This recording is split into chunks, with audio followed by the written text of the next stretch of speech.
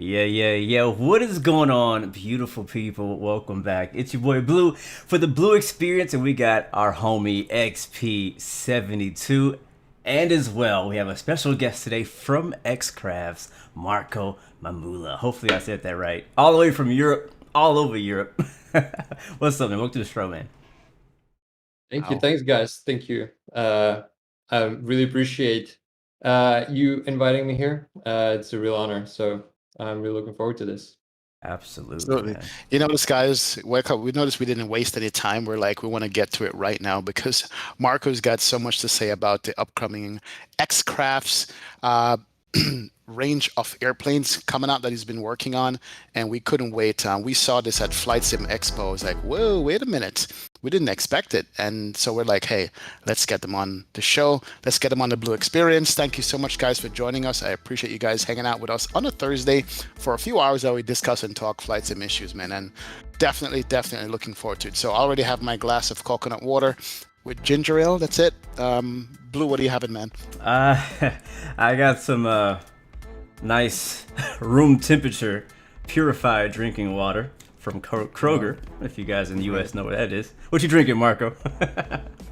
I just got normal water here, but I was actually thinking of a carton of milk because I think that makes you like if you've got an itchy throat, that would really help. But it would be really weird if I was drinking like from a carton of milk. So it's just gonna be water. I mean, Exactly. you could have brought the carton. You could have Well, brought the maybe I carton. will at some point. You never know. Exactly, I man. think I would Depends have on really video had it's a. gonna get. I would have had a nice laugh. I would have saw you with a big old carton of milk and a milk mustache. That'd been nice. That would have been good, man. Absolutely. By the way, Marco, where you're in England now? Yeah, so I'm in London. Mhm. That's where I live. That's where I'm based. But I'm originally from Czech Republic and Serbia. Well, I'm half Serbian, half Czech. I was born in Italy, and I live in London. And so yeah, that's why I'm from all over Europe. Really and truly. So that's why it's almost what 11 o'clock midnight by you now. It's midnight here. Yeah. Jeez, thanks for staying up, man. I appreciate it. We won't keep you up too late. Maybe not, but we'll see. Well, we'll see. But welcome to the show. I mean, I'm trying to figure out where to start here, but let's just say the ERJ airplane. I mean, we have it in X-Plane 11 now. I've flown it before, but when did you start in the simming thing? How did you come about starting with the ERJ series of aircraft?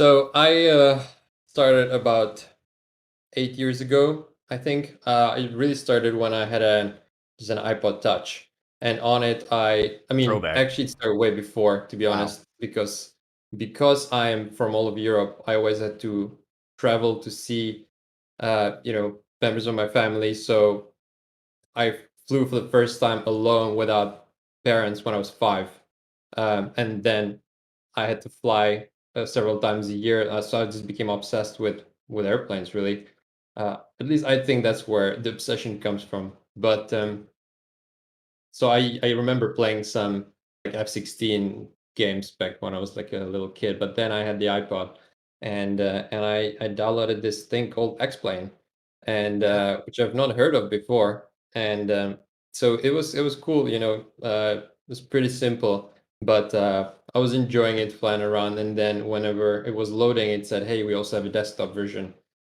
Come and check it out." So that's what I did basically. I went, downloaded a desktop version, and started really getting more into the simming world. And I was just really fascinated because before I was just flying the F-16s for fun left and right, and now I started learning how it's really supposed to be done, and it was just really interesting.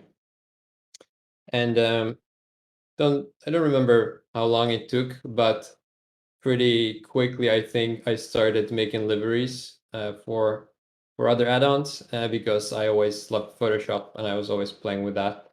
And so I saw that I can actually start making liveries. I think the first livery I made was with me and the whole plane was covered with my friends' faces. It was just our faces, the whole fuselage. Classic. And I thought that Wow. was just amazing. So so then I was yeah, I just kind of started making liveries for the A3 QPAC A320 back. I think it was X-Plane 9, Is wow. and I don't even remember which all the planes were. I think there was a 757, I think, which was pretty cool. I have no idea who made it. No idea if it was probably freeware. Don't remember. But anyway, I was just shocked that when I uploaded to the forum, like, 20, 30, 50 people downloaded delivery and they liked it. And I was like, this is crazy. People actually download this stuff. So I was just really positively shocked. So I thought after a while, I was probably doing that for a year. All deliveries are still up on my profile. I haven't seen, it's been a lot of years, but at some point I just thought it would be really cool to not only make deliveries, but to see how you can make the whole plane, for example. So don't really remember what the first thing was that I made. It was probably some kind of a GA plane. Maybe so I probably made something up like an aerobatics plane. And then I think I tried to make like a Dornier, but then pretty quickly I just went for the Embraer E195. And back then, honestly, I picked it just because I really liked the look of the plane back then. I thought it was a really cool looking plane. I was gonna ask you about that. Why did you choose, out of all the aircraft that you could have picked, why the ERJ family? Well, total coincidence, actually, yeah. When you think about it, like I really picked it because I thought it looked cool, and I thought I was gonna make a freeware E195, and just share it with the community and see how they like it. And so I started working on that. Obviously, still learning plane maker and learning everything else about it, learning 3D, because there's the thing it's really like learning 3D from flight simulators is kind of like taking a long detour. Instead of most people learn 3D from like other like video games or like graphics and effects and stuff like that. And they mainly would like use Blender today, and all the community grew so much as well. But back then it was kind of much harder for me to learn it because all the resources that I was looking for were all like flight sim related. So I remember it took me like weeks to realize how normal maps work and how you can get the details in the planes, and I just didn't get it. And I was reading all the things online, and I was just looking at the totally wrong places. But anyway, I just loved it. I was just consumed by it because it was I finally found a passion. I just could not stop doing it. Actually, I had a girlfriend back then that I just was afraid to tell her that I really want to go home instead of being with her and just make this plane. And so I just couldn't tell her. So instead I was with her until like, I know, midnight, and then I would go home and then I would start working on it like throughout the night. Oh my God. Luckily, real. my current girlfriend is the best support ever. She understands this, and she's like my biggest fan. So That's amazing. that's just amazing. Nice. Wow.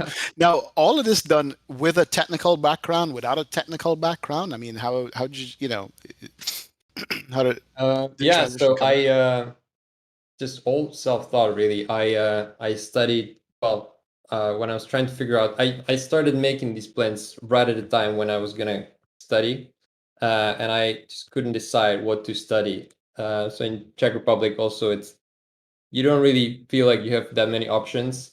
You're either, engineering or medicine or kind of law and economics and stuff like that, but you don't really think about all the hundreds of other jobs and really creative jobs. So I thought, okay, I loved Lego, and I spent all of my life playing with Lego when I was a kid, and I was running back home to play with that. And so I thought, okay, I probably like building things. So I thought, okay, I'll go to study mechanical engineering because that's where I'll be building stuff. So I applied to that, I got there, and I started studying, and I mean, it was fine. I just realized that I don't particularly enjoy any of those subjects. So after a couple of years when I was doing the undergrads, I was like, okay, I have to do the master's now, but which specific field of mechanical engineering should I pick? Because I didn't really enjoy any of it so much. Like the best class in my whole 3 years of the undergrad at the mechanical engineering was welding. And welding was for like 1 hour in those 3 years. Wow. It was so much fun. We just had pieces of metal and just weld them all together. in a totally random shape, and it was so much fun. Everything else was pretty boring, and I realized that because the welding had creativity in it, I could just create something out of almost nothing here. Whereas all the rest was very much, there just wasn't a lot of room for creativity, basically. And it took me a lot of years to realize that that's what I was missing. But once I kind of realized, okay, I really want to do something more creative, I decided to study visual effects. And I also realized that I totally skipped your question because you asked if I had the technical background. So basically, I didn't.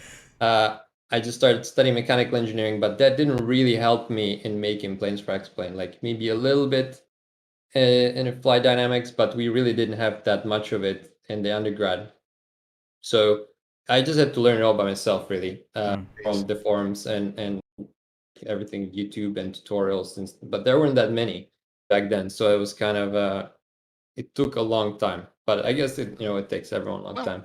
It's funny because interviewing a few developers of airplane, and nobody goes, I went to school to take airplane development. Everybody goes, I'm self-taught. I go and I try to figure it out. I do a resource. I do it wrong the first time. I do it 5 times until I get it. So it seems like you have the same path. You're following that path. How was your first plane? When you finished the first one? I don't know if you're ever finished, but how was it received in the community? The first plane you put out? Well, it was interesting because I still thought it was gonna be freeware up until like maybe a year into the development, when I thought, okay, I've spent so much time, ran too many times for my girlfriend for this plane. Maybe I should make it a payware airplane, actually. So I thought, okay, let's work on it a bit more and see, maybe I can sell it for $10 or something. And so I kept working on it. At some point, I got in touch with Nicholas from the store, who, he said, yeah, like, a good effort, like it's not yet there, so keep working on it. And that really gave me an extra motivation. And so after probably another year or so, I don't even remember, it got to a point where it was good enough to go for, I think it was back in for $15 or $20 or something. So Yes. obviously it was, very, very basic. I still wasn't really sure what I was doing. But the community was really nice because they just gave me a lot of feedback, which was great. They didn't all say this is horrible. Like, a lot of people actually enjoyed it. It was probably reasonably priced for what it was. But I really understood from that point the power of the feedback that they can give us, and it's so important. So that really allowed me to grow more and more, which was really, really great.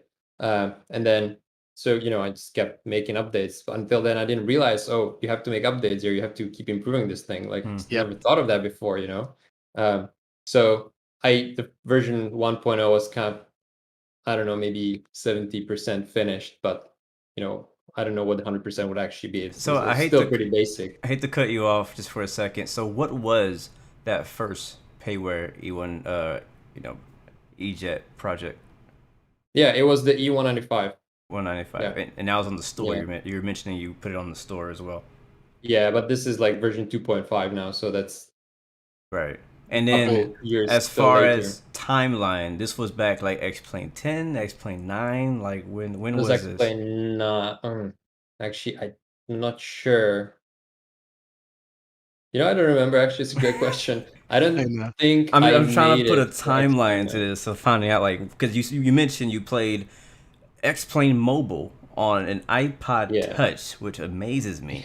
And then that was your gateway to get into flight simming. It's always amazing to see how people get into flight simming. So you got in from an iPod Touch, and then you messed around with some liveries, just kind of summarizing some things. And then you say, hey, let me go try to make a really cool looking plane. So you decide to hop into the E195, and then you actually, something really interesting you said is that you approached the store about releasing it at a certain point where you thought it was kind of like, it's good enough. And he gave you some feedback, said, hey, it's a good effort, but you're not quite there. And then there's so much stuff that you've said already. And I don't know I if the know. people are paying attention. I There's so hold much on. I stuff. picked up on that part. He said Nick from explain.org turned him down for the store. And that's kind of good to hear in a sense Yes. where we're always talking about payware and payware quality and what's allowed to be sold on stores. Yeah. And then you pay your money and it's not good. So knowing that there's somebody there saying, hey man, this is not good to be sold, I actually like that. I And don't it know took you another if that it still took you exists another today. year. Yeah, it took you another year to go back and make it Yeah, good. no, that's definitely a fair point. Like people would be disappointed if they got what I had at that point. Hmm. It was definitely good that he told me just keep working on it, and it did really show to me that there is a point. Okay, I can actually make this. Need to keep working on it. So I just kept working on it, kept working, and yeah, I do wonder how long it took afterwards. Probably another year, I think, or so. And then a day came when it went live, and I just could not believe that something that I loved doing at night or day, like nonstop, people just paid for it. It was just insane. I was shocked. Like this was the dream come true.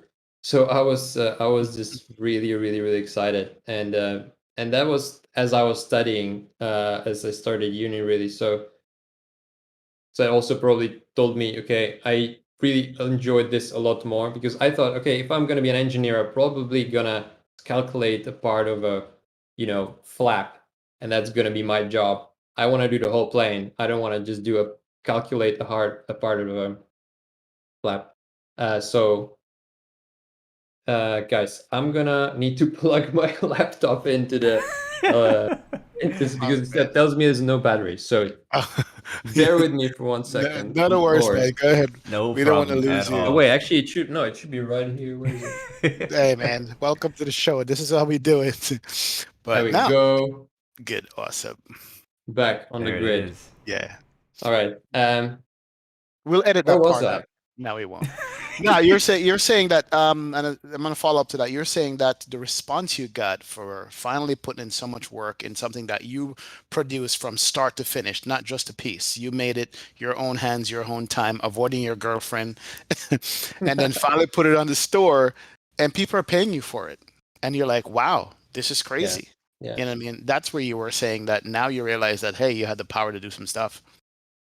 Yeah, exactly. And so from there, I that first version didn't even have any plugins. It was all like pretty much very basic. I was just using all of the functions that I get from Explain. I believe it was Explain 10 by that point.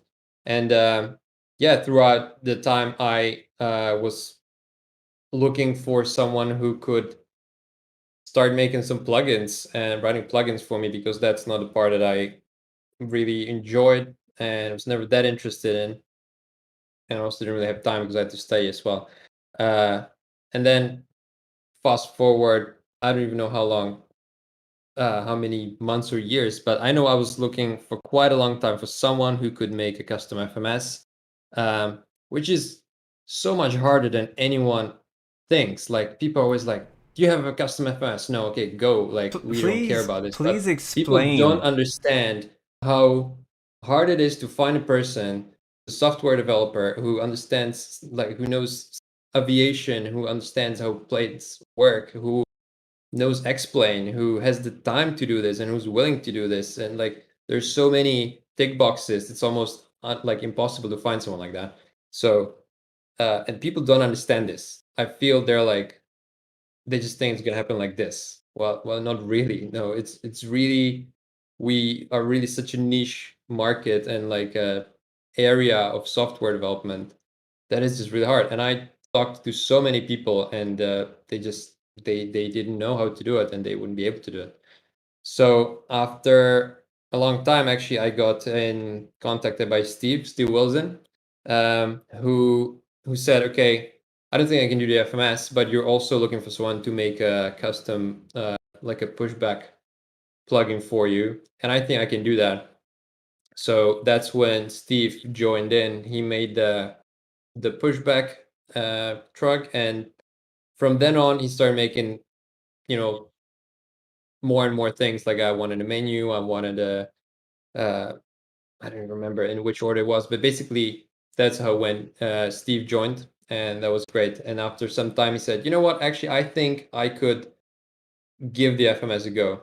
And it's still a very, very complex thing. So he said, okay, let's start with a more simple version, which isn't going to be the exact authentic version, but it's going to give people the ability to fly and give them the function that they need.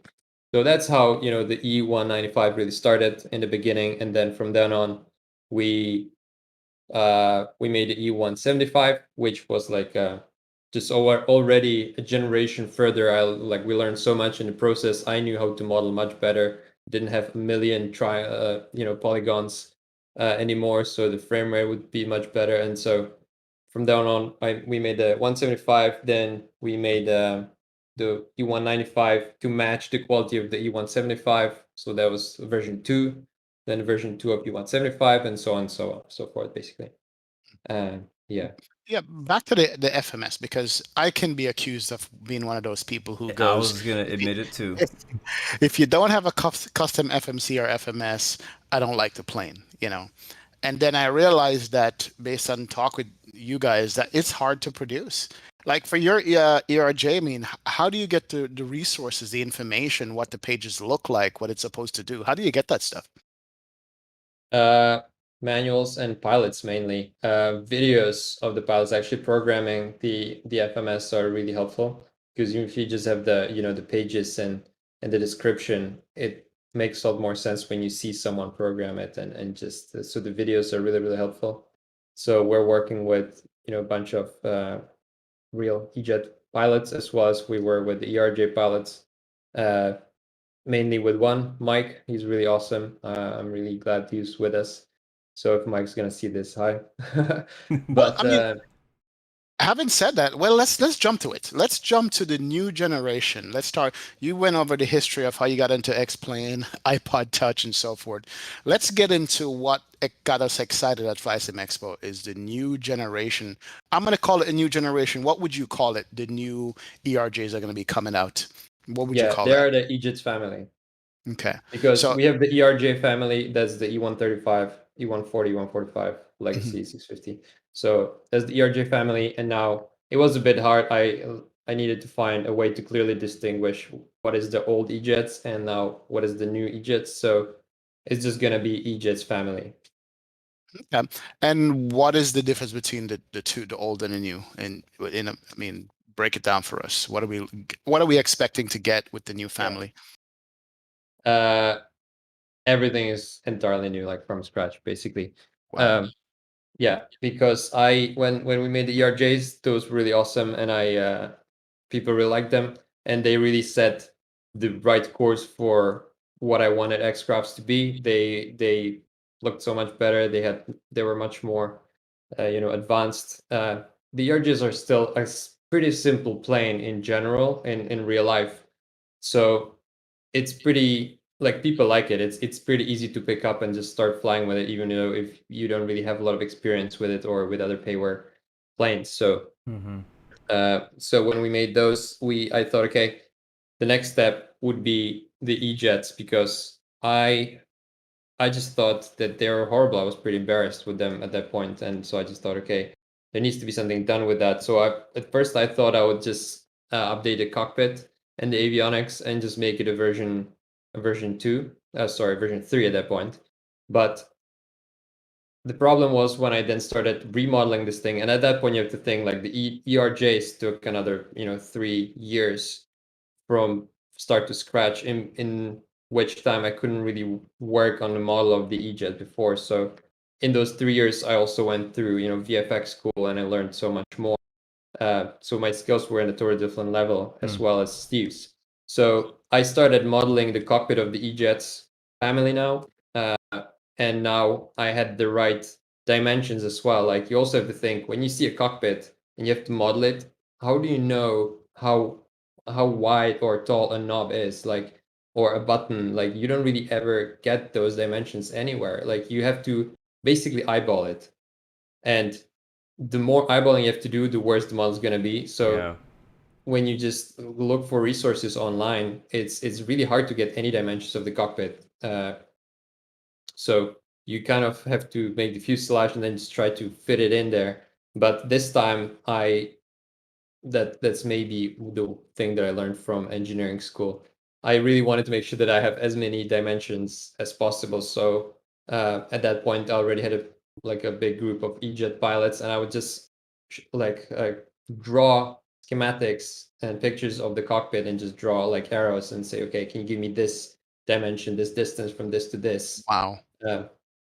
At which point, instead of having, I don't know, 4 dimensions, I would have like 35 different specific things. And then it also, you can make sure that it fits better, but it's still like, you have to make a puzzle, but you don't even know how big each puzzle piece is supposed to be. So it's just, this is so much complicated than people think. So I really hope that people try to think about it a bit more when they sit in the cockpit and just look at all those buttons that every one of them took, hours to figure out, and days probably. Wow. So anyway, I realized that when I suddenly made the cockpit at the very, very accurate dimensions, it just didn't fit in the old fuselage because the windows were in a different place Oh, and wow. the windshield didn't fit. And how do I do this? So I thought, okay, there's no other way. I have to remake the fuselage. But if I remake the fuselage, then the belly's not gonna fit. I have to remake the belly. If I do that, I have to change the wings and then engines, and the gear is not gonna fit in there. So I realized, okay, well, I just need to make the whole plane from scratch, which was the best idea and best thing to do, really, because the old model was just wrong. And so that's what I did. Actually, I think this would be a good time for us to share what I wanted to show you. Yes, of course. How different the old model and the new model is. So Right. So basically, you started with a cockpit. Say, okay, I'm going to redo the cockpit. And once you got done with that, you realize, you know what, we have to just go to the full thing and redo the entire thing. That is crazy. exactly. Oh, yeah. Okay. Yeah. So The website, by the way, guys, if you want to look at a tool on your own at a time, it's xcrafts.com. xcrafts.com. But anyway, we're going to show you it right now. yeah. All right. So the first thing that comes up on the main page now is the EJets development. So if you just scroll down, you can scroll down all the way to about the development updates. So yeah, anyone who's interested, just come. Yes, you can stop here. So if you click on the compare all the new exterior. Yeah, this is part I love about the website, the way it's done too. This is really cool. Okay, so if you go ahead and just reveal the new model, basically. Wow. If you Okay, slide so it across, you can see the different position of certain things as well. That shows you accuracy versus not having information to begin with. That's what I love. Look at the wing. Exactly. You can see how it's offset just a little different in the older version and then the newer version now. Even the engine itself, just the position of it. Everything was basically wrong. It was all there, but wrong. Wrong size, wrong angle. Like the wings were too wide, the engines were too small, the gear was too small, the tires. So if you scroll down, there's loads of pictures of the exterior. Oh wow, love that rendering. Yeah, so that's what I mean when I say everything is just done from scratch, because they need it to be done right. Look at the engine Look at exhaust the engine area exhaust. too. Yeah, that is beautiful. And also go back, Blue. Okay, look at beside the, what do you call them? The pylons on the wing, on the side of the wing. You notice in the old version, it's tiny. Yeah. And in the new version, you actually can see the joint where when the flap is coming down, it's separated. Wow, that's a lot of detail. I just noticed that too. I actually am just noticing that, just looking at it in detail now. Just that alone, I mean, we love to go outside and spam outside views when we're flying these airplanes, and just to see the movement of that stuff is good. Definitely. I'm just If you go down inspecting it right now. He's inspecting it. Well, when I was showing this to Mike, who is the EJet pilot, he was pretty shocked, which made me very happy. He said, like, I could like basically do the walk around on this thing, which is exactly what I want. Like we even have pins on the brakes, because in the real plane we have a little pin that's basically the more you use the brakes, the shorter it gets. Yeah. The pin's there, so you'll probably see it on one of the next pictures as well. But yeah, so that's how it started, point was, okay, let's just do the thing again and let's just do it right. And Yeah, there's more details on the fan blade of the engine too. Go back up a second and we they're just see totally that. different, basically. I think Oh, there yeah. may be even a Oh better. yeah. Yep, There may be a bigger picture of the engine. I'm not sure now. that is cool. Wow. Yeah, I love that the website has a slider bar that's to give you a better appreciation of just the amount of extra detail that goes along in that. Actually, if you go lower, there's also the gear and the engine from up close. Yep. Here Yeah, you the go. gear. Yep. That's gonna be fun. Yeah, Mel in chat says that's amazing to see how X-Plane has come so far. A huge milestone for these Wow, planes. look Definitely. at the gear, like the actual strut here. How much more detail is in the Yep. new one versus the old one? The hydraulic lines are there. Yeah. Actually, Oh, I'm gonna man. show you something very cool because Also, look at that. Like you said, the back of it, this part right here, that Yep. goes behind the wheel, was like super tiny in the old one. yeah. Very Because nice. I just had to eyeball it, and so this time I was like, okay, it's got to be right. So problem was also that when the pilots take pictures of anything, the cameras on the smartphones today they have really wide lenses, which really distorts the picture. Yep. So in order to take a picture of the gear, they have to be really up close, but it makes the picture really distorted. So when I had to try to figure out the ratio of the each part of the gear, it was really hard. Like if I would take 3 pictures, try to put them together, they just wouldn't align, and it also wouldn't really fit exactly into the belly, into the openings for the gear. Hmm. And in the end, it was amazing. But I managed to find this, which is a 1-10 model of the Wow. E175 gear. What in the Wait, world? hold on Can you now. can you send me that? I'll pay for shipping. That is good. Where did you This find is that? it was actually the company that makes the actual gear, Liebherr, they're German. Mhm. They just sell this on their website, which is just the What? coolest thing ever, I think. And I was really, really thinking, okay, am I stupid? I want to buy a huge model of a gear, but then I thought this is actually all my friends, my girlfriend, they were like, no, just go for it. This is the coolest thing. So now I have this thing living in my living room, and it's just awesome. And actually, then I would take pictures of it, and because it's quite accurate, and you can even like fold it and stuff. It's like I'm doing marketing for these guys, huh? But That is the best like fidget spinner You on the sold you can me. fold this, like you can even like retract it, and it's just really, really cool. Oh, I So you want can that. see all of this. So yeah. What is the Um, website? Somebody says. I want Oh to my know God. too. I want to know too. I want to check that out. Like, what other gear do Wow. they have? That's so cool. That is They cool. don't have other gear, just the E175. Like, what are Wow. the odds? It's unbelievable. That is Wow. crazy. That's pretty cool. Now, I gotta tell you, just now, in just our talk in the last 15 minutes, 20 minutes, and looking at these pictures, I'm actually more excited for this now that I've actually seen the modeling up close. Because I never really paid attention. I saw the presentation. I'm like, you guys are doing the new generation or the new family of it. But now I'm looking at the details going, yes, I gotta get this. And then this coincides with X-Plane 12 coming out, which is going to be even better. We're still going to talk a lot more about the plane, but just let me segue to X-Plane 12 a bit. It's going to be compatible with it, of course. Yeah, definitely. Of course. Definitely. Because everybody else asking. we that's what we'll need to see. How much work do we have to do in order to convert and make sure that it works Oh, in here's the X-Plane engine. 12. Yeah. Oh, baby. Let's look at this. Wow. Look at the inside right here, right in head of the fan.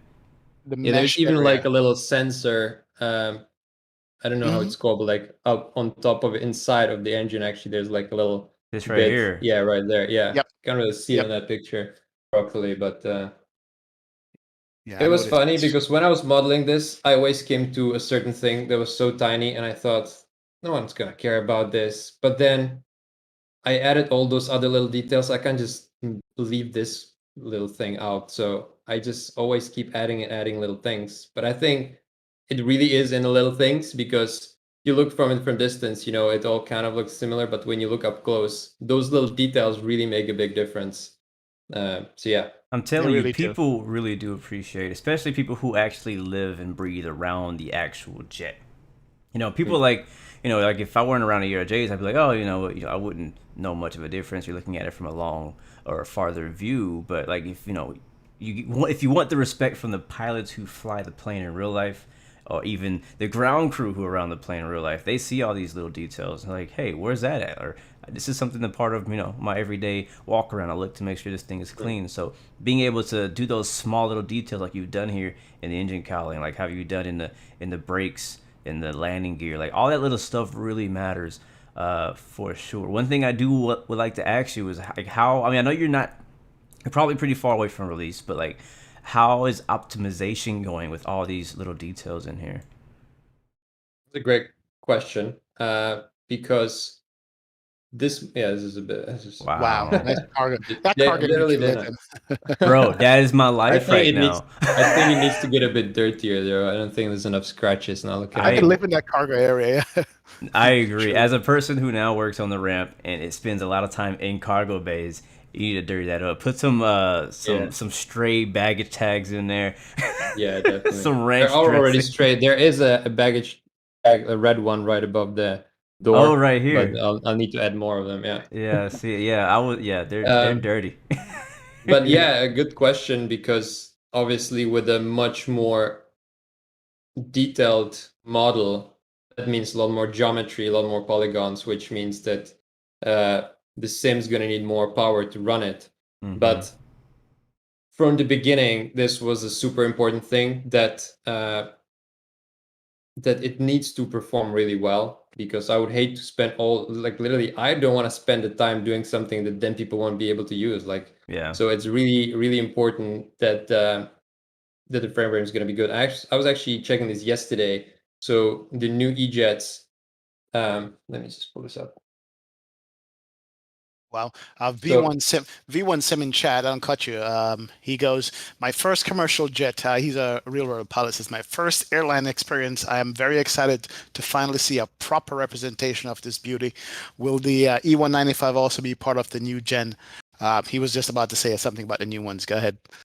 yeah, definitely. Yeah. All five jets are going to be part of the EJets family. It's going to be sorry, Blue. There's also the cockpit Where's the section cockpit where you one? can compare all the news. So if you go back on the website, just go back.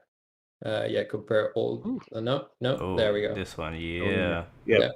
Anyway. Um, Ooh. so yeah, it's gonna be the E1, E170, E175, E190, E195, and the Lineage 1000, the business Wow. version as well. There's a Wow. business version of the E195? Yeah, yeah. Didn't know that. That's where you want to live in, not the cargo bay. And look at Look at the X-Men difference in the 9 graphics. seating position, though. Yeah. Wow. Man, oh man. Good old bicycle handles. Good Wow. I old guess I'm gonna have bikes. to. Anybody sells a bicycle handle yoke yet? I'm gonna have to get one of those if it's Yeah. out there. This is good stuff, man. Absolutely. Look, I love looking at these, and I would be remiss to ask you if I didn't ask you this question. As we're looking at the pictures going, I'm just marveling at them going, yeah, I'm excited now. I can feel myself salivated for it. System depth. What is the expectations on system depth for these airplanes?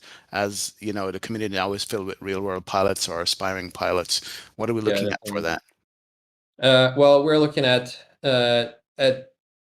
the first version is going to be at a level or above of the ERJ family. So the ERJ family is already quite far. Like we don't have all the systems simulated, but basically all the important things for the real pilots are mainly there.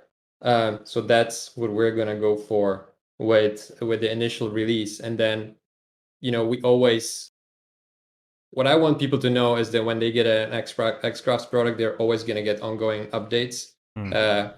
Which, okay, we didn't really update the EJets for like 2 years, which made me feel really bad. But then this was gonna come, and it's really gonna be worth it. Let me stop you there, though, because when you released the ERJ family, you posted an update almost every other day when that first came out. And that was one of the things that I actually praised you or Xcrafts about when it came out, was that how often because there's a lot of things broken, as there always is when somebody releases something, because it just happens, right? You have thousands of people versus tens of people testing it, so you find bugs, and so you guys are very quick to respond on the forums to answer questions, and very quick to release updates. So I think as long as you keep that up, people are definitely going to keep coming back. I think so. Like it's really important. Also, I'm hesitant to buy anything. I'm always very wary of, I'm worried that what if I buy it and I'm going to regret it. And I realize that people, when they buy any add-on for a flight sim, you don't really never know what you're going to get. That's why, for example, we have the E140 demo version, which is not it's not operational, but you can get the model. You can just load it up in X-Plane for free. You can walk around and you can see what it looks like, and you will see the frame rate as well. Like it will be a bit lower when you actually run it with the plugins and instruments. But other than that, like I want people to I just want people to know that they will not be disappointed, or that they know what to expect. Because if you have expectations that are too high, then you'll always be disappointed no matter what you do. So we are trying to be very, very clear about what we are offering. And I really want people to know that they'll always get, a fair price, like always ongoing updates. They'll always get amazing customer support, because that's almost half of what we sell. We want people to know that they can come and just chat with us. I started using now like a metaphor that we want to be like a restaurant where the chef comes out of the kitchen and people can just chat with him and just tell him like, look, this meal was really great, or this meal wasn't so good. Could you maybe change this? Or like, thank you so much. Like, I want people to know that we want to be like that. Very as approachable as possible. They can always come and just complain, or tell us that they like something, or just chat. And so I'm trying to offer that we offer all of these qualities. Okay. Basically, so yeah.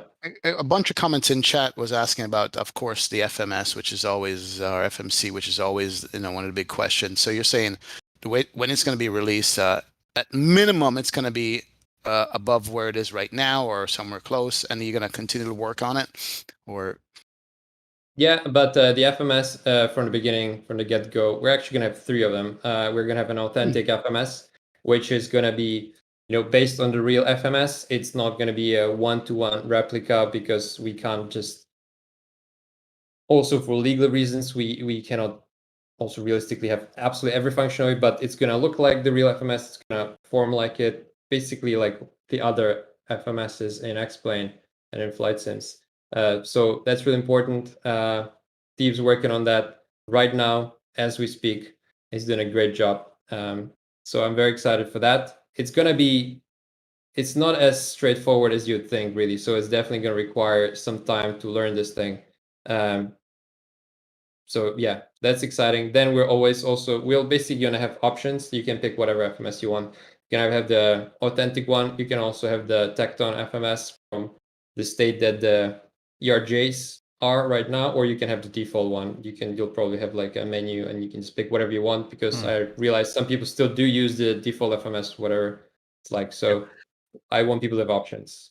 Sure. I mean, I did jump in the E195, and I have to tell you, having flown the Boeing in the sim and the Airbus, it confused me the first time. It's almost like, I want to say backwards, just different. The philosophy of it is different. So I can see where people would want to just something a little bit simplified. So I guess that's why you're providing the options to it. Makes sense. Definitely. Another question I had was about any kind of tablet, Avitab integration, anything like that you're thinking about? Yeah, well, we'll definitely have Avitab, but actually now I also think that we will have an EFB, like a custom one. Nice. Which would be very nice. Hopefully one that is as like more realistic. Like some EFBs are not, they are kind of simplified and have big icons and stuff. So we'll probably have hopefully one that is just more like the real one that's on the real planes, or that people really use. That is good. Yeah, Blue's over there just going crazy with the sliders here. It's just I'm looking at it, and it's so much fun. Wow. I do it myself. I'm like, oh, this is actually really cool. And I forget that I made this, so it's a lot of fun. That is pretty cool. Definitely. Can I mention one thing actually, because I forgot to say that before about the frame rates? So I was checking yesterday the performance, and I loaded in the same situation the old E175 and the new E175. So obviously the new one is a bit more demanding, but almost not at all, like not too much. So the interior of the old one was an average of 50 frames per second, 50 FPS. The new ones, the average was 42. So it's not that big of a difference, and the detail is a million times better. So that's really good. The exterior was the old EJets was average about 70. New EJets average was 58. So I think it's good. I was really worried actually when I was making this. There were so many details. I was like, is anyone going to be able to fly this actually? So I was really worried until I had it all in the sim. But this is like the performance is pretty good. That's the price you pay for having a good replica as you can make. It's going to be Right, performance exactly. versus, Exactly. looking like a potato. But also And I spent.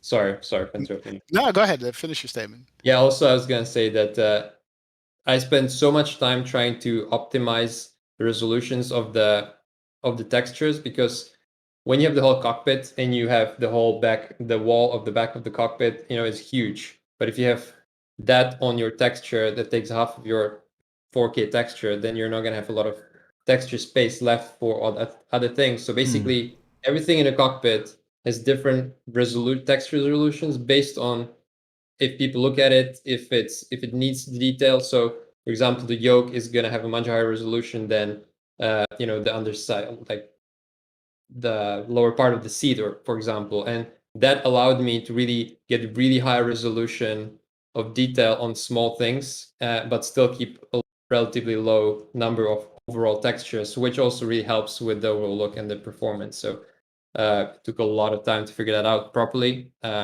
Yeah, that's also part of why it looks so much better, but the performance not so much worse.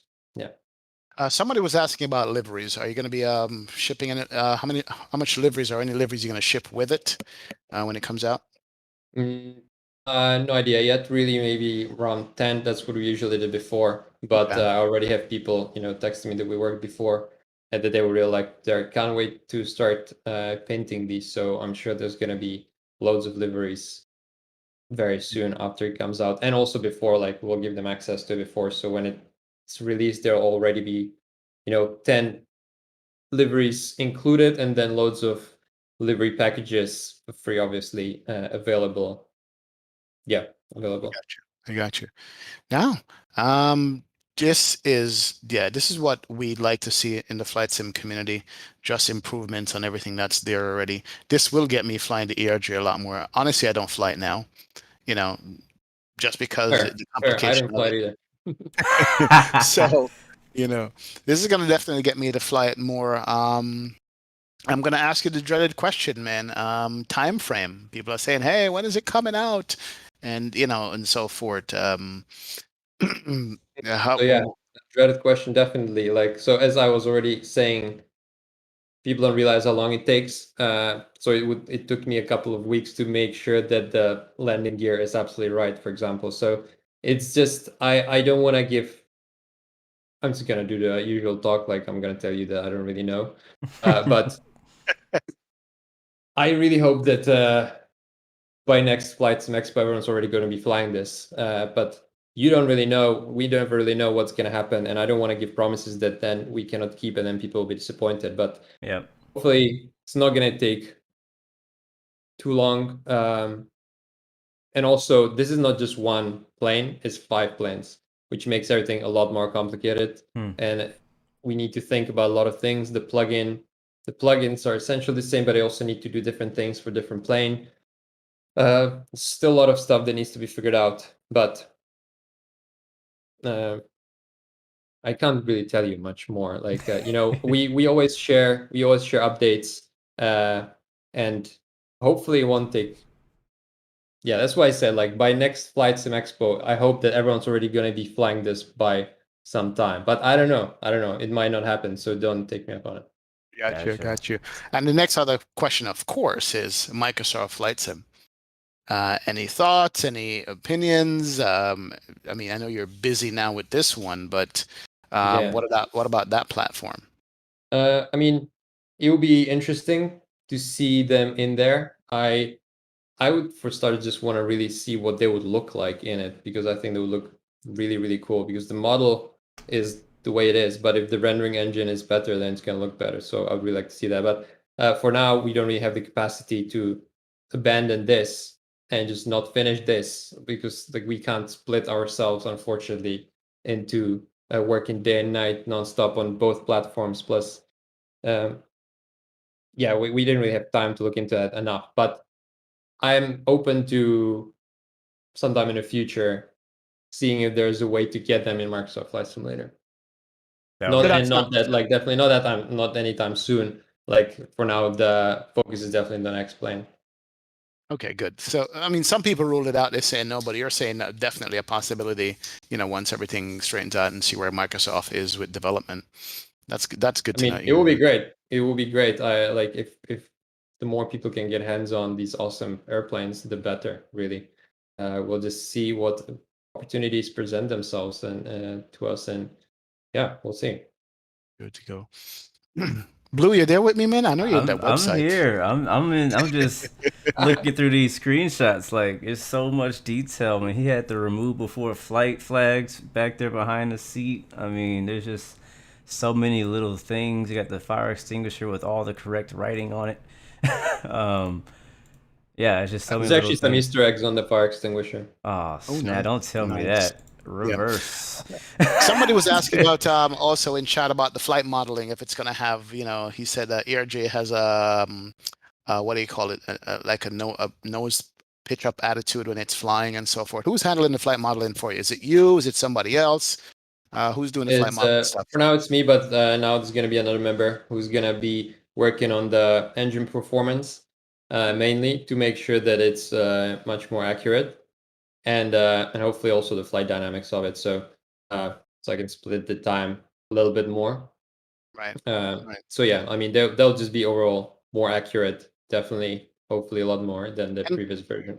this is one thing I always want to say. A lot of small planes, I feel in X-Plane or in any sim, even in Microsoft, it just feels too much like a paper airplane when you're using your yoke push, in the pitch motion up and down. And if you guys could hammer that out where it doesn't feel light, because it's I a know what you mean. Yeah, yeah. and it's also hard because it's all relative, kind of like none of us really knows, unless we're real pilots, how it's Yeah. supposed to feel. So even for us, it's kind of hard. Like, how do you fine tune something that just, like, the reference is just the feeling that you have, but everyone's got a different feeling too. But I totally agree. Like, a lot of planes feel kind of light. So um, that is something I would like us to look into more. Yeah. You did say you have real world pilots helping you working on this? Yeah, we have loads actually. There, like, every day there's a new EJet pilot that emails me and that would like to help. But there's too many EJet pilots right now, and I feel really bad telling any pilot that I'm sorry, but I can't use you right now. There's too many pilots already. But yeah, I have a group of pilots that are gonna get the plane as like a beta, so they can give us a feedback of what it's gonna be like, what they think about it. I would really like it to be that when they just open it, they should be able to fly without much extra explaining. So that should hopefully explain how the systems are going to be set up, or like the buttons that they use, they should do exactly what they normally would do. Most of the ones that they use most of the time, basically. But yeah, we do have real pilots. We are mainly working with one of them, who is a really nice guy and just providing us all the references, and yeah, we have the references that we need right now, and all the manpower of the pilots.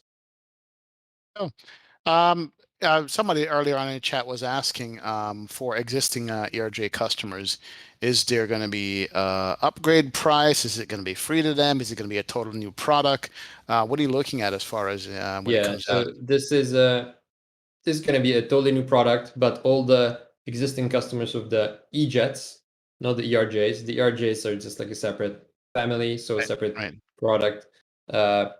group. So yeah, all the previous customers of the E175 2.5 and E195 will get a discount. I didn't figure out yet how much it's going to be because everyone got it. You can get it just one plane at a time or in a bundle, or you can get a whole aircraft fleet. So it's a bit complicated, but yes, there will be an initial discount for all of those customers.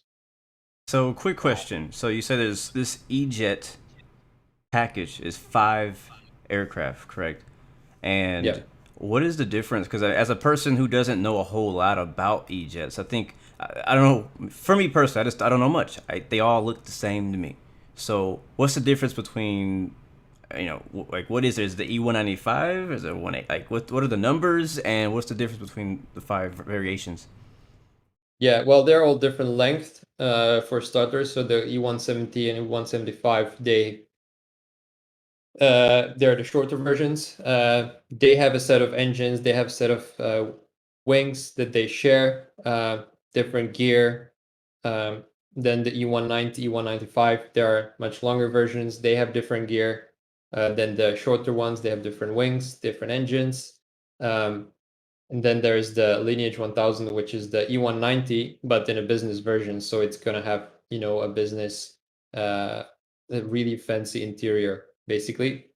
And that's going to be really cool. It's going to be like the Legacy 650, which we have in the ERJs right now. And also, for example, the E170, E190, those are the only ones rated for like steep approach. So that's something we'll hopefully have, maybe probably not in the first initial release version, but that's something that's really important to the pilots. Like they really want to fly into London City, for example, and you can only do that with the E170 or E190, where they're landing at I think a 5-degree nose up attitude, basically, and you're landing, you do an approach with the spoilers open, and so yeah, there's a lot of differences. But for example, the cockpit is mainly the same.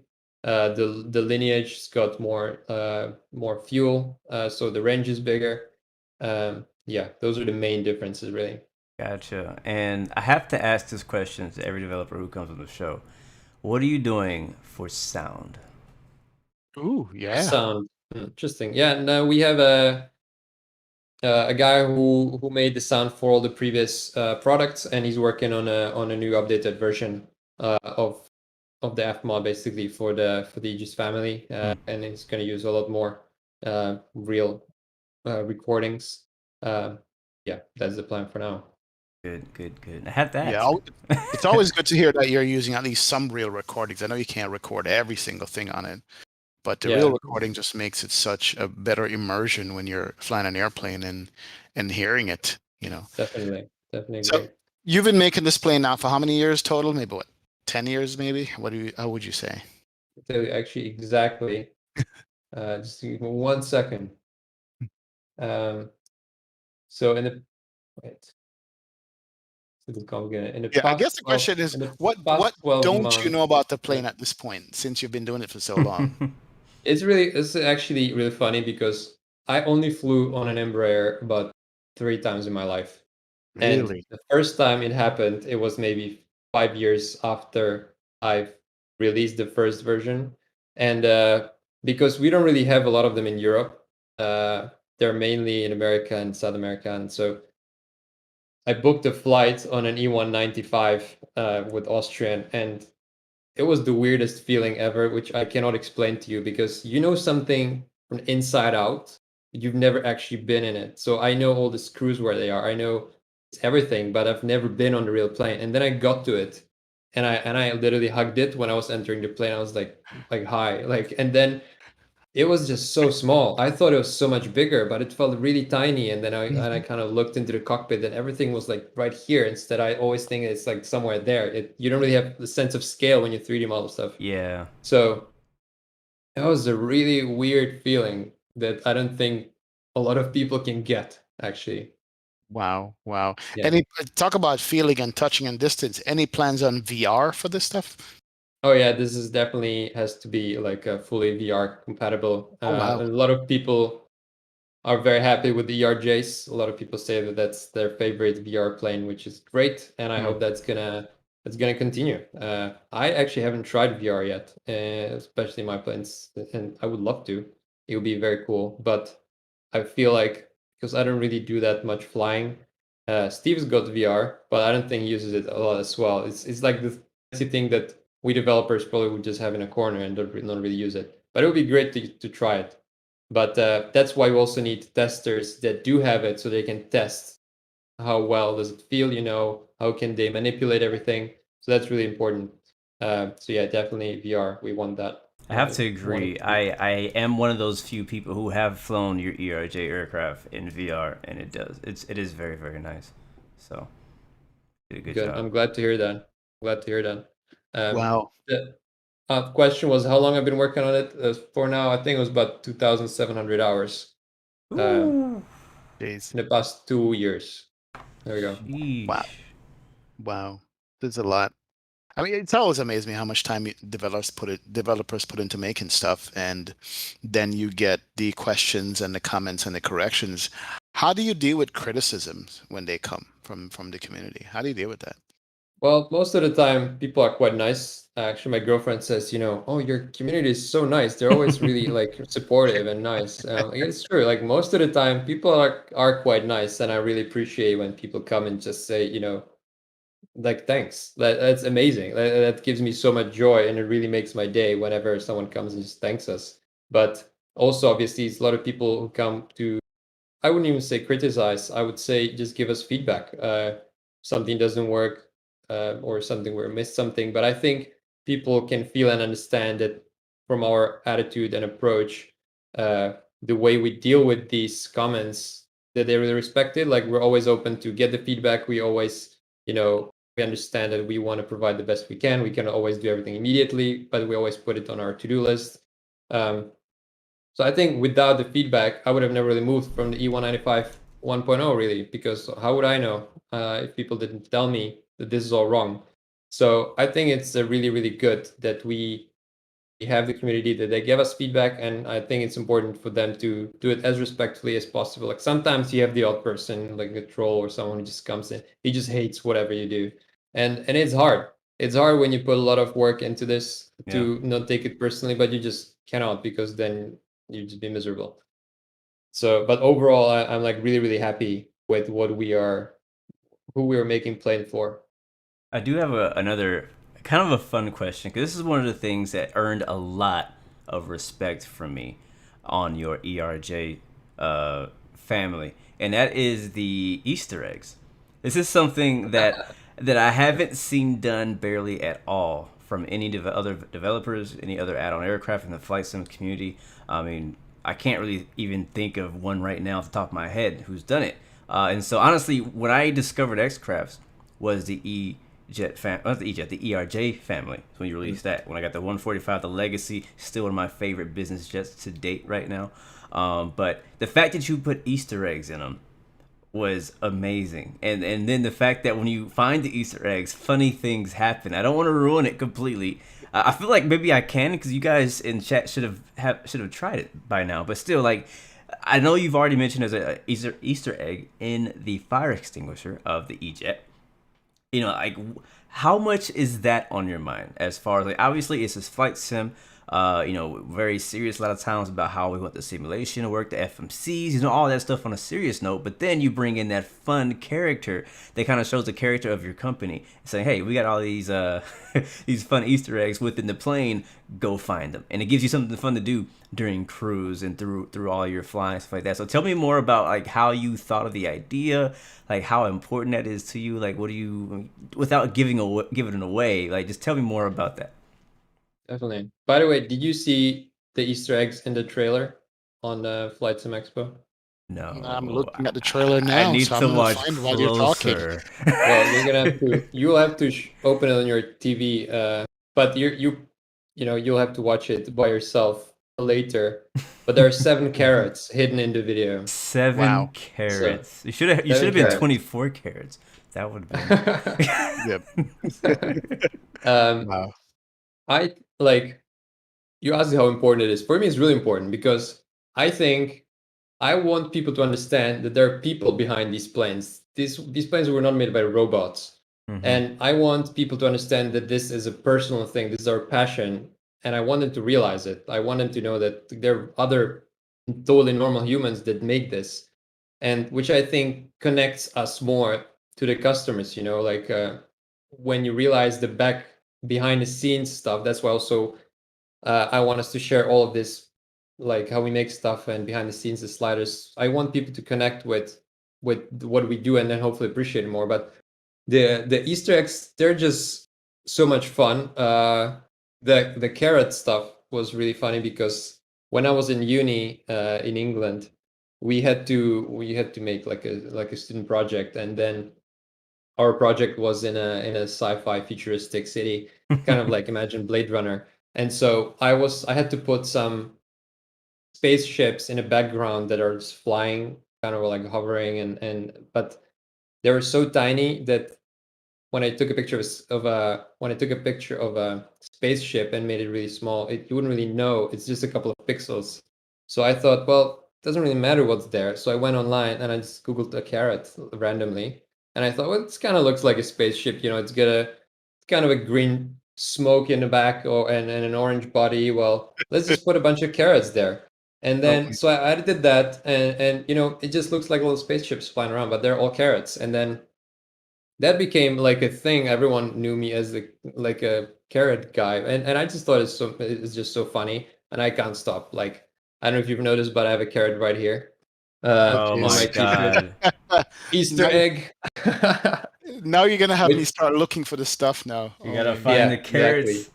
This t-shirt was made by my most amazing girlfriend, who sewed it in it. So that is best support ever. That's amazing.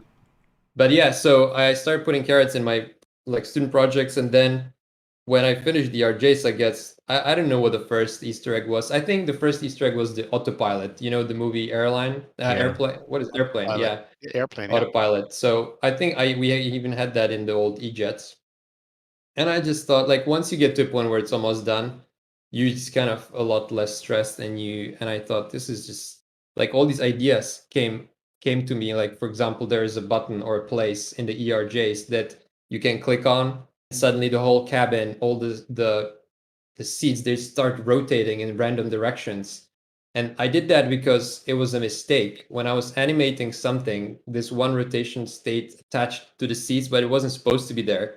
And suddenly the seats started rotating. But the funny thing was that you couldn't see it from the outside because it's perfectly round. So I just thought this is awesome. I need to actually put it in the real plane. So then I did that, and then I started adding other things, and I'm hoping that it shows the personality and our character, and that people can connect with that. Wow. No, awesome, man. Absolutely awesome. I wanted to ask you also, geez, how long we've been going now? For a minute. Anyway, for yourself, any real world flying experience? Any wanted to be a pilot? How big of an av geek are you? Are you into airplanes that much? I love airplanes. I don't have like a PPL or anything. It would be great to have a license and just be able to fly myself. I just feel like I wouldn't really be able to find enough time to keep the license, and also it's pretty expensive, I think, in around London as well. Right. So I always thought, okay, I'll probably do it when I'm just old and retired and I have a lot of time. But at the same time, I'm really excited about it. Like the last year, I worked on a documentary about plane crashes, and we used a lot of. I just got in touch with was working with a lot of real pilots, and they got me so excited. I thought next thing I'll do next week, I'll go sign up immediately. But then somehow just didn't get to it. So I would love to at some point. I also think it would help a lot in the development, but I didn't find the time yet. You could be like Ramsey and get a rating. Well, that's what I was thinking about. That's really awesome. So I have so much respect for that. That's so cool. Absolutely. Wow. This has been good. This has been enlightening for me. This has been actually, my excitement level is more now, I can tell you, just based on what we've looked at and talked about. I'm actually excited about it. That the model in number one is just going to be beautiful. The FMS, FMC, which is important to us, you're going to have choices in that, which is good. And then the sounds, you're updating the F mods on it with real recordings and so forth. I mean, I'm happy with that, man. I'm glad you guys are around in the simming community giving us better airplanes to fly, because that's what we do. I do want to You know. say that I think it's funny because you say that the carrot came a long time ago. Just kind of backtracking to that, but also the fact that the plane that you decided to develop was known as the flying carrot. So I thought that was just amazing, you know. But yeah, I agree with XP. I'm actually a lot more excited about this than I was before this show. Now, kind of getting a chance to Great. talk to you, getting to learn more about the plane, about what it's been taking to get it done, seeing these before and after pictures. Because honestly, the old ERJ was not good. I'm just gonna be blunt. Just on today's standards. Especially a couple of years later now. Yeah, Definitely. by today's Yeah. standards, it's just not good. And so when I saw you making a new one, I was like, okay, cool. Because like, again, I was introduced to X-Crafts on the ERJ family, the ERJ 145, all the way up to the Legacy 650. Again, I've already said I've loved those planes, and I remember thinking back then, I was like, man, I would actually love to fly the E195 if it were at the quality of your 145s. But it wasn't, right? And so I never really got into it. It was some people, other members of my community, who showed screenshots of flying it, and they're loving it, they're enjoying it. But I was just like, it's just not really at the quality that I personally want in an aircraft. But again, to hear you're working on it and building it from scratch, from the ground up, I think it's definitely something I'm looking forward to. And then also, I'm seeing ERJs in real life more often now, and on a day-to-day basis. And I'm like, I wonder what it's gonna be like to fly that in the sim.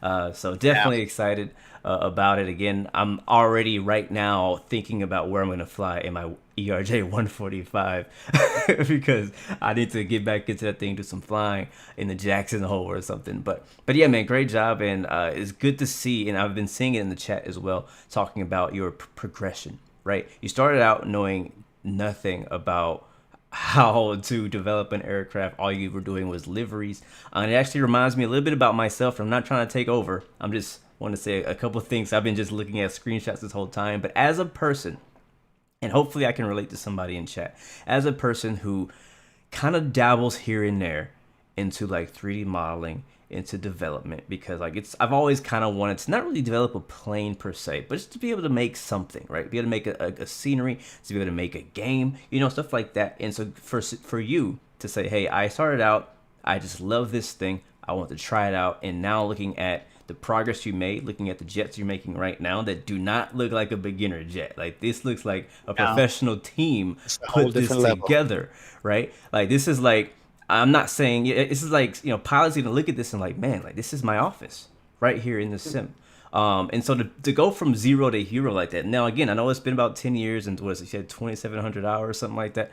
But still, it's inspiring. I just want to say it's inspiring to people, young developers out there, people who are interested in getting into development, kind of proving that, hey, you can do this, just do some research. And you were doing it back before YouTube videos were teaching us how to make, how to use Plane Maker and stuff like that. Exactly.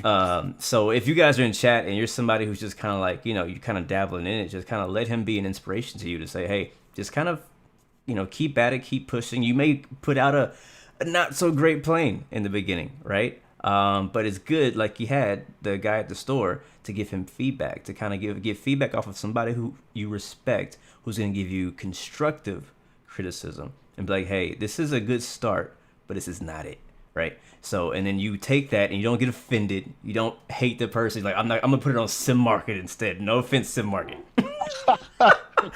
Right? And then you just put it out for $15, and then I make a review saying it's horrible. You know what I mean? So just again, that's kind of what I got from a lot of this conversation, and hopefully you guys in chat, whether you want to develop a plane, a livery, a scenery, a game, an add-on, whatever, just know that you don't have to know how to do it, right? You have an idea. You've been given this amazing idea that you have, that you want to create and that you want to enjoy. You just have to, it's possible. You're seeing other people do it. You can do it too. Yeah, inspiration. That's what it is. That's my speech. I'm done for today, guys.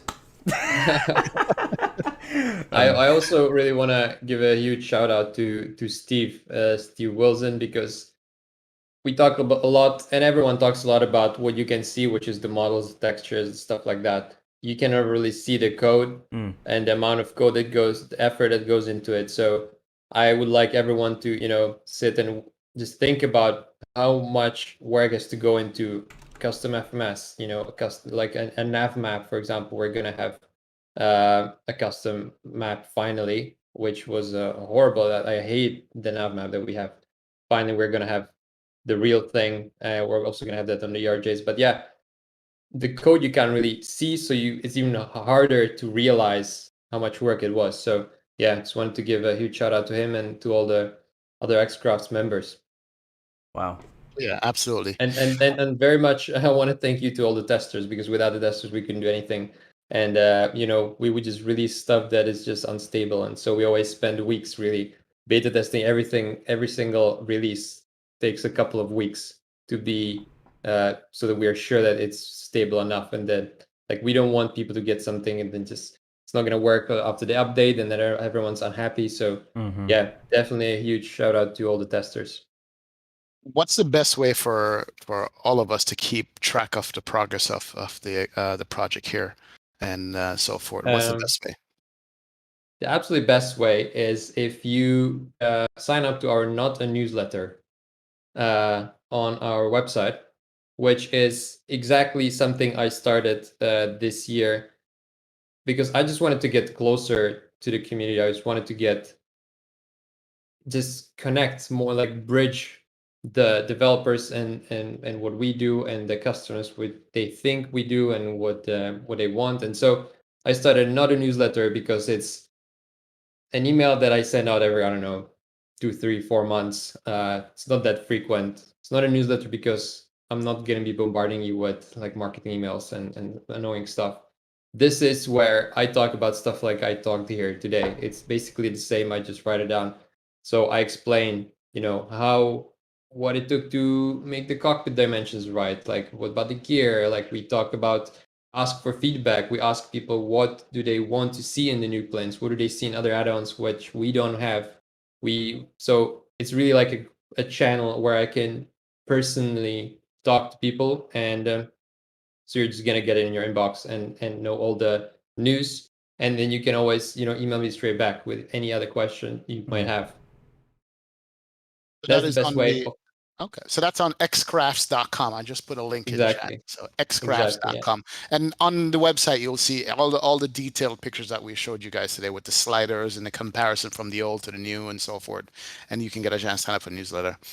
Absolutely. Beautiful. Anything else you wanted to share with the community before we wrap it up on this one? Not sure. I think you've exhausted me, guys. Great job on the questions. Really great job. I didn't expect the Easter eggs ones. No, I'm just here to say, thank you to everyone. Thank you for all the support. Thank you anyone who just tells us that they appreciate the work we do, and we will try to, we're doing our absolute best not to disappoint anyone. We just want to make sure that people know that if they get an Xcrafts product, they will be happy. And if they're not happy, they should just come and chat with us, and then we'll make them happy. Awesome. Blue. Yo. I see you're showing that video. Blue can't get enough of this thing. I'm looking forward to it. I'm a little hyped. Just a little bit. Nice. I had a question. Jeez, I always forget when you put me on the spot. It just poof, gone. No, that's all right, man. Oh, yes. Actually, there is one thing before we let you go that I must look at. It was on your site. It was one of the comparisons that I thought was hilarious. Let me see if I can find it. Boy. Oh, boy. Oh, that's a video. Hold on. I don't want to see a video. Yeah. No way. This website has a lot of nuggets. This website has a lot of nuggets on it. If you guys take the time and go through it and take a look at it, man. But yeah, it was to do this one. This is my favorite screenshot of all, and this is why. So you look at the before one. It looks like the front door of a house with a knob right there. And then the new one looks like a proper aircraft, a real cockpit flight door, deck. yeah. door. That was my favorite screenshot. And I was earlier, I think Marco was talking, and I was like laughing, but you guys had no idea why. And this is why I looked at the old door, and I was like, that looks like my front door with no windows. Wow. But yeah, it's a great job, man. I mean, it's again, I think one of the things I have been enjoying most about this interview. I mean, there's been a lot of things going on, but the most is just seeing your progress from where you've been and to where you're at, right? Where you've been to how it's going now, and seeing the progress between the old to the new. And this is so cool. It's the perfect example. Again, 10 years of experience. You've gone through different majors.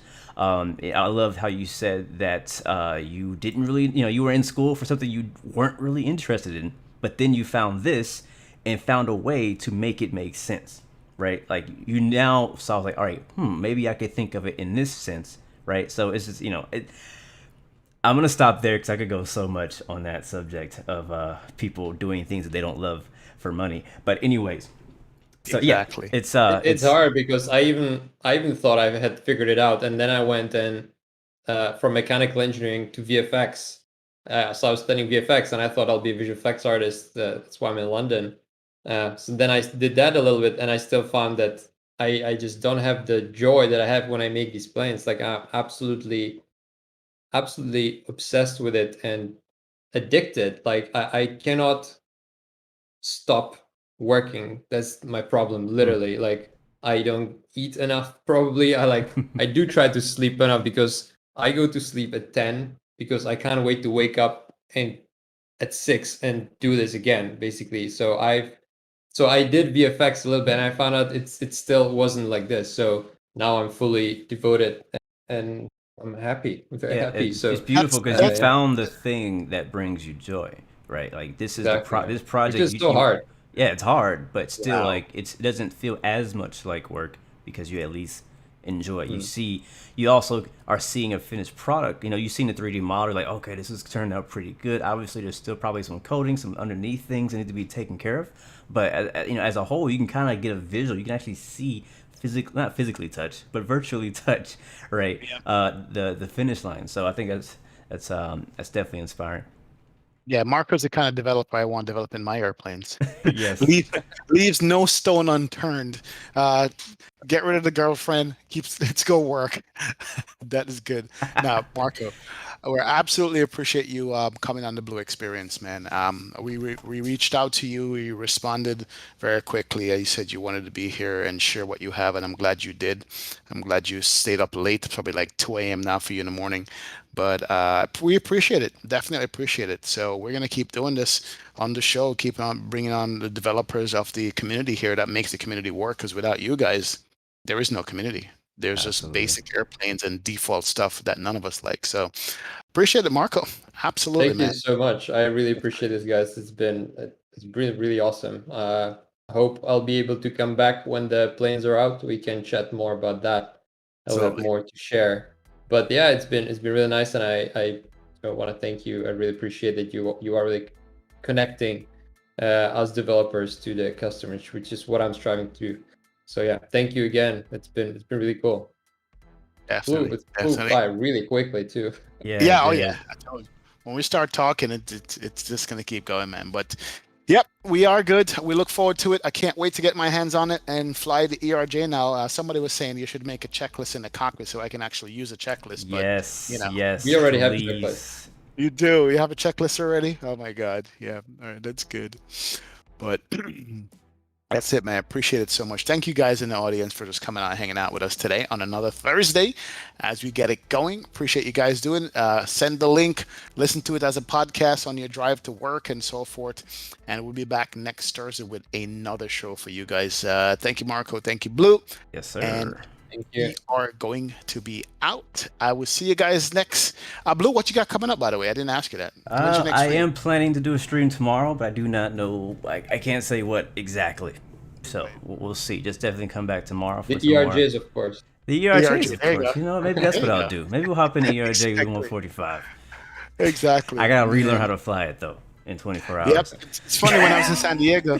When I was in San Diego watching the planes coming in from the parking lot, the first two planes were ERJs, and what I love about it is just the wingtips, man. They just look something special. Beautiful, beautiful plane. Alaska flies a lot of those planes, so Yeah. that's going to be one of the deliveries that we drop. You But know anyway, what? Before let me slip one last question in. Go for it. I know all of the work you've done so far has all been ERJs, Embraers. Is there any other aircraft that you're interested in? Not saying that you're going to develop it, but like if you were to develop another plane or want to in a perfect world that you had a limited time, resources, what plane would that be? Yeah, I do actually think it would be the Embraers. Like I You grew can't to pick love them Embraer. so No, much. they're taken. I can't pick. They've yeah, been done by okay. X-Craft.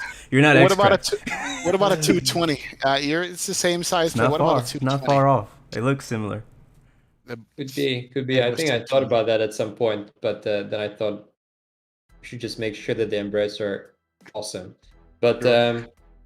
damn, this is really hard. You can't pick Embraer. If I can't pick that. Look, you have the ERJ jet market cornered for this flight sim, so that's good. I have to say, you are Yeah. the most dedicated Embraer fan I've ever met in my life. Like you're not like, oh, I might do a Boeing, no, ERJ. That's my, yeah. Yeah, with a landing gear. Also, these right here are blueprints, actually pages from the manual of the RJs. That's cool. You know Yeah, what? That's what I want for my wall. That's a great idea. I've been holding up putting anything on my office wall. Blueprints do for it. airliners. That's what I want. That's really cool. Oh, Yeah. man. because Two ideas: I landing gear. spent I spent like 3 weeks trying to figure out what poster or picture I'm gonna put there, and in the last 5 minutes, I looked somehow at a manual that just hit open. I was like, this is perfect. You should Nice. get So, two landing gear, two main gear, right? Glue it to the top of your ceiling, like the gear came through the ceiling, and just let it hang. That would be so cool. Right. That'd be good. Wow. All right, guys, that is it for today's show. Thank you guys so much for coming through. Again, Marco, it's been amazing, bro. Thank you for answering all of our questions, being transparent with us, sharing your background. It's really cool to meet you. And XP, of course, man, always dope to share this show with you, man. It's been fun. This is episode 12, believe it or not. Yep. And like he said, we will be back next Thursday and every Thursday for our weekly live flight sim talk show. Hopefully you guys enjoy it. We'll see you guys next time. We have 3 choices: give up, give in, and give it all you got. Peace, love, and God bless you. We will see you guys next time, next video. Yeah. Nice. Peace. Nice.